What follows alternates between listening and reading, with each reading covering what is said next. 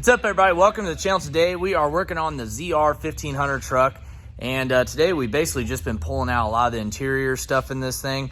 We are switching it over to an OEM gray interior. We wanted to get rid of the red on red theme it had. The maroon and the bright red exterior just doesn't work for me, so we were able to get our hands on a full factory gray bucket seat interior that's in really good shape, and right now we're just working on pulling everything out. I am, however, keeping the factory dash. I'm just going to be dyeing it into the gray color instead of sourcing out a full factory gray dash that's not cracked or anything. So that's what we're doing right now. We'll show you what we got going on.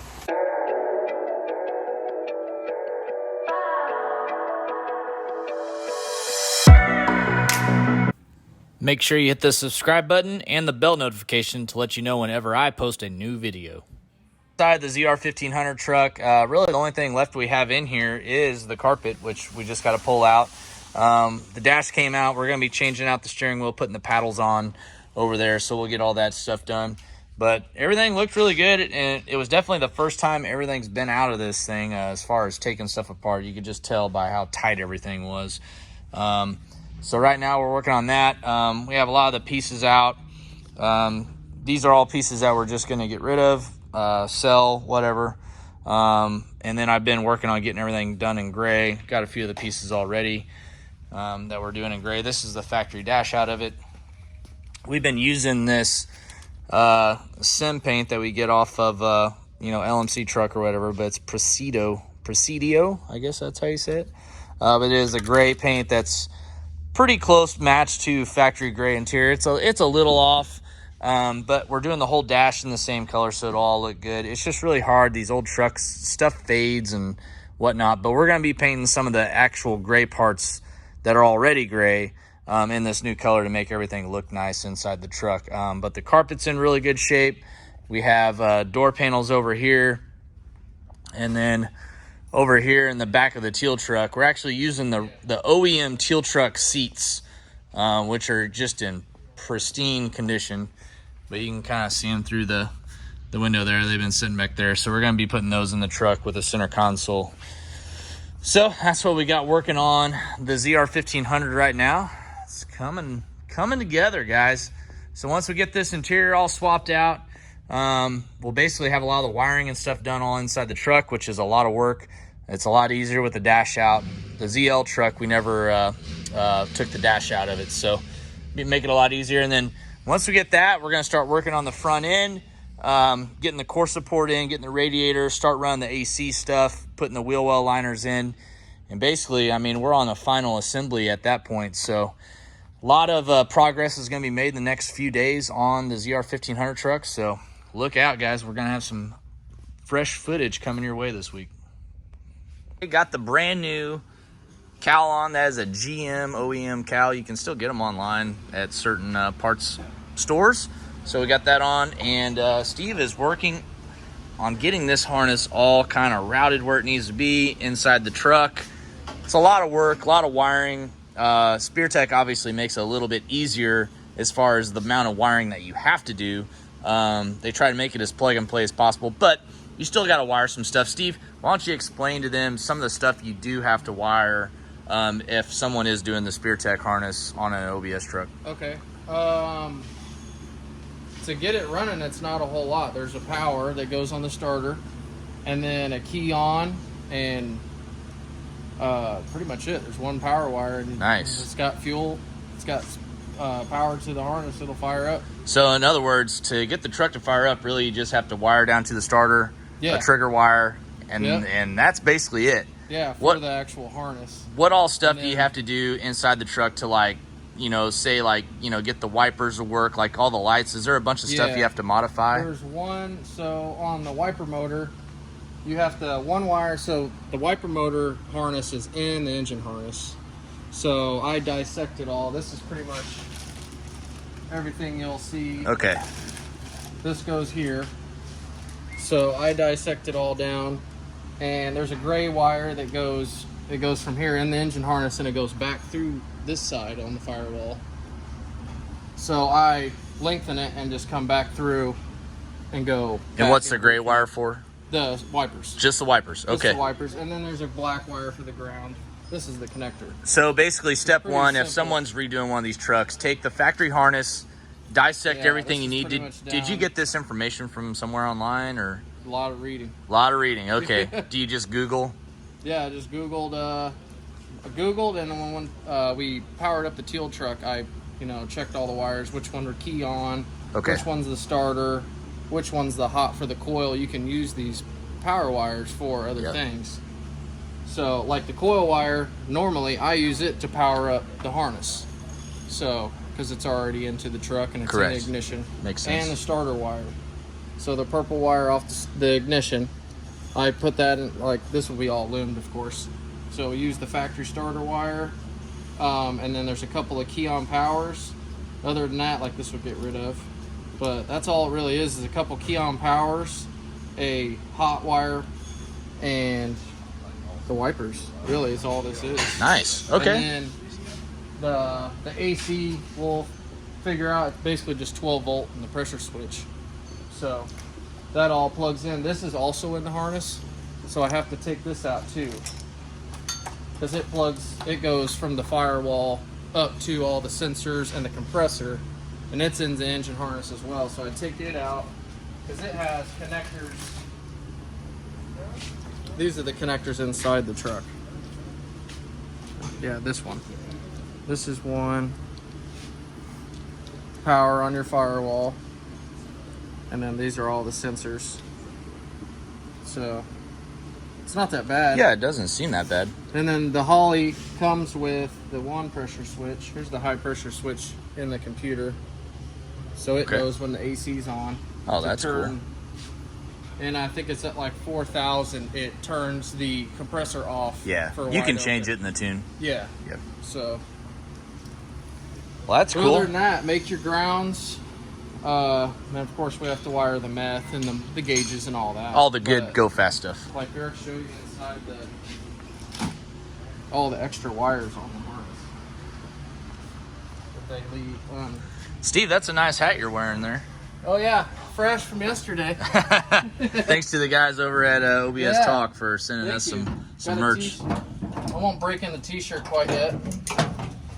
So here's this is new with the Holley. So they give you this little fuse block, and then these are all your other wires. They're all labeled. And just to kind of clarify, guys, this Holley comes with the LT5 10-speed only on the Speartech stuff. The LT4 10-speed does not have the Holley, and the only reason it comes with the Holley is because an LT5 is port injection and DI injection, so they have to have something to run the port injectors while still being able to use a computer, an LT4 computer, so that way they can control the 10-speed. Yeah.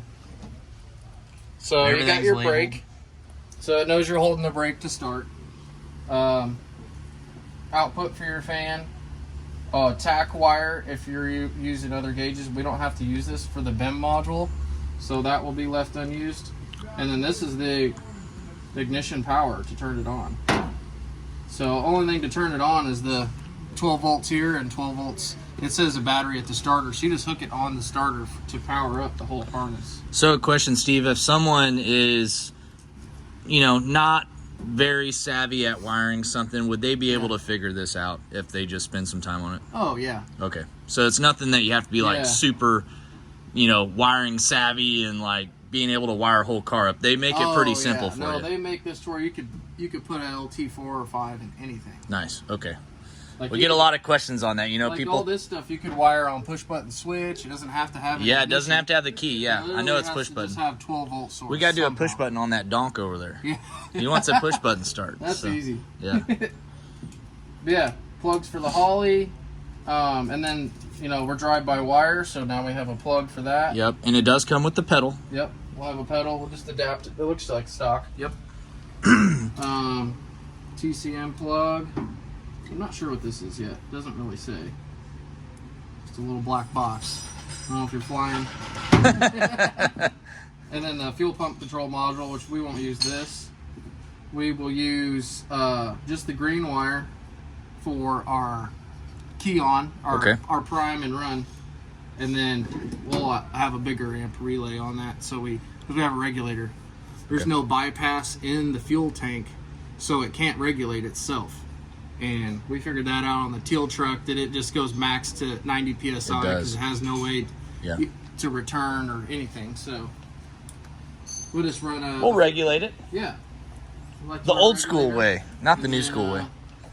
This is the connector if you had a bypass for the fuel pump. So that will go all the way back to the fuel pump. It has a connector. I think this is for the ZL1.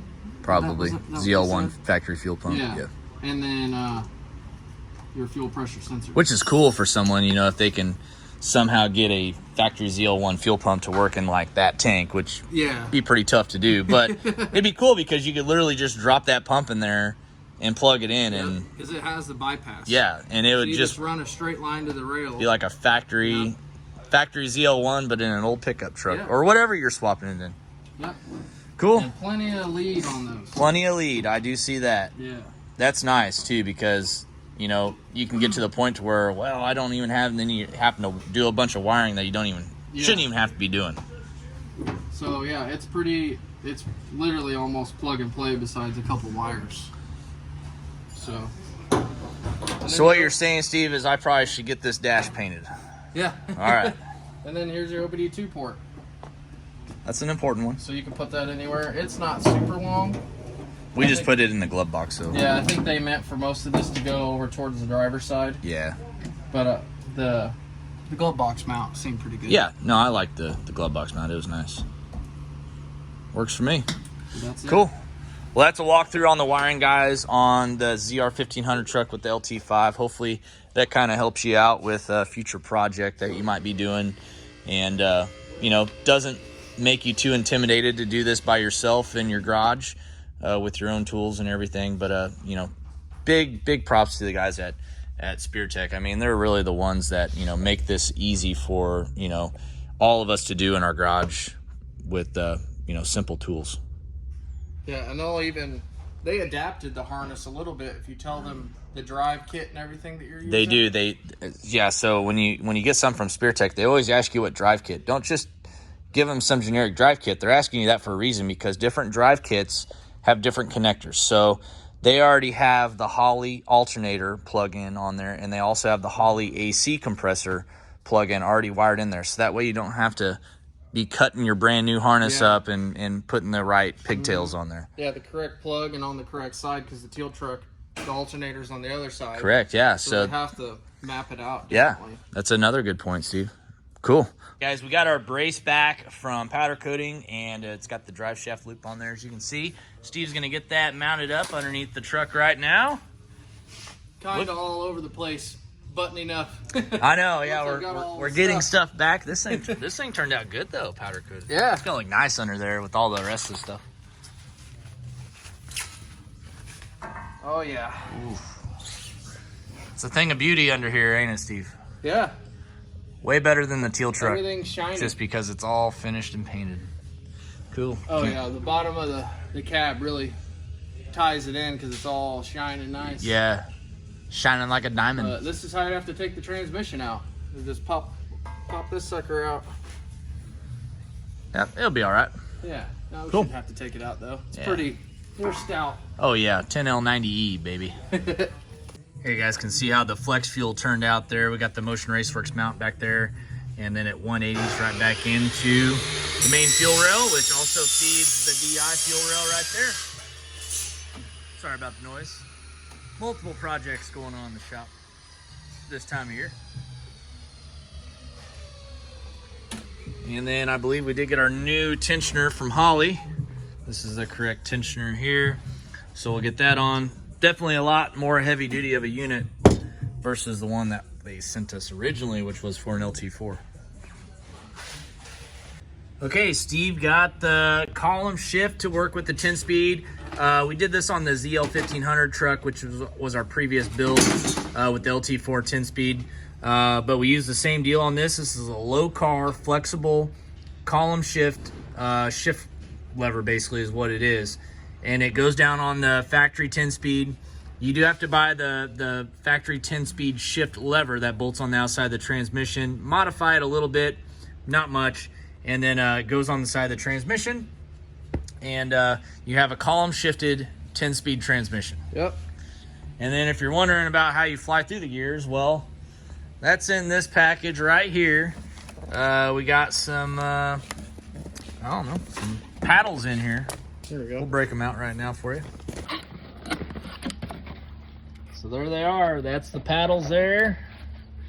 These are Bluetooth paddles. I know it sounds wild, but they actually have the same serial data codes in it as the factory ECM, so it automatically just syncs up to the factory ECM, which is what we're using in this truck. But this goes right to the Built Specialties steering wheel that we're going to be using, just like in the teal truck on the Built Specialty wheels. So be a nice little addition in there. We can roll through the gears. Pretty cool. 1,000 horsepower LT5 in the truck. Yeah. Should be pretty fun. Looks nice, Steven. The black with the red contrast really looks cool on this truck. Some gloss, some matte. Yeah. Little mock-up of everything there. It looks good. It looks pretty clean. Yeah, it does. Looks really clean. That. They already know about the cover. Oh, yeah.